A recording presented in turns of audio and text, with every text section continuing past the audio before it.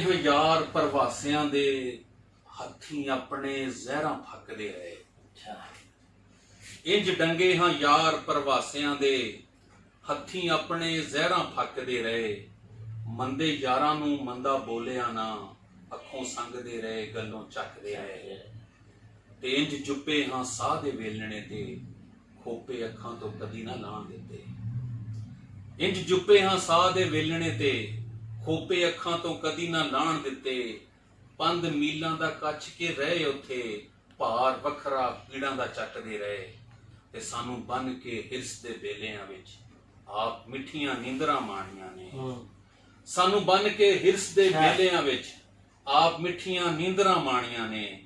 ਦਿਨ ਚੜੇ ਤੇ ਤੋ ਸੁਣਦੇ ਰਹੇ, ਭੁੱਖ ਲੱਗੀ ਤੇ ਜੂਠੜਾ ਲੱਕਦੇ ਰਹੇ। ਤੇ ਦੂਰ ਰਾਹਾਂ ਤੋਂ ਉੱਗੇ ਸਾਂ ਉਹ ਬੂਟੇ, ਛਾਂ ਜਿਨ੍ਹਾਂ ਦੀ ਕਿਸੇ ਨਾ ਕੰਮ ਆਈ। ਦੂਰ ਰਾਹਾਂ ਤੋਂ ਉੱਗੇ ਸਾਂ ਉਹ ਬੂਟੇ, ਛਾਂ ਜਿਨ੍ਹਾਂ ਦੀ ਕਿਸੇ ਨਾ ਕੰਮ ਆਈ। ਉਹ ਫਲ ਜੋ ਕਿਸੇ ਨਾ ਹੱਥ ਆਏ, ਆਪੇ ਡਿੱਗਦੇ ਰਹੇ ਜਿਵੇਂ ਪੱਕਦੇ ਰਹੇ। ਆਪੇ ਡਿੱਗਦੇ ਰਹੇ ਜਿਵੇਂ ਪੱਕਦੇ ਰਹੇ। ਤੇ ਸਾਡੀ ਇੰਜ ਗੁਲਫਾਮ ਸੀ ਮੱਤ ਵੱਜੀ, ਨਵੀਂ ਰਾਵਾਂ ਦੇ ਰਾਹੀ ਨਾ ਬਣ ਸਕੇ। ਸਾਡੀ ਇੰਜ ਗੁਲਫਾਮ ਸੀ ਮੱਤ ਵੱਜੀ, ਨਵੀਂ ਰਾਵਾਂ ਦੇ ਰਾਹੀ ਨਾ ਬਣ ਸਕੇ। ਗੱਲ ਸੰਗਲੀ ਪਾ ਬੇਹਿੰਮਤੀ ਦੀ, ਆਪ ਆਪਣੇ ਆਪ ਨੂੰ ਡੱਕਦੇ ਰਹੇ। ਇੰਜ ਟੰਗੇ ਹਾਂ ਯਾਰ ਪ੍ਰਵਾਸੀਆਂ ਦੇ ਹੱਥੀਂ ਆਪਣੇ ਜ਼ਹਿਰਾਂ ਫੱਕਦੇ ਰਹੇ।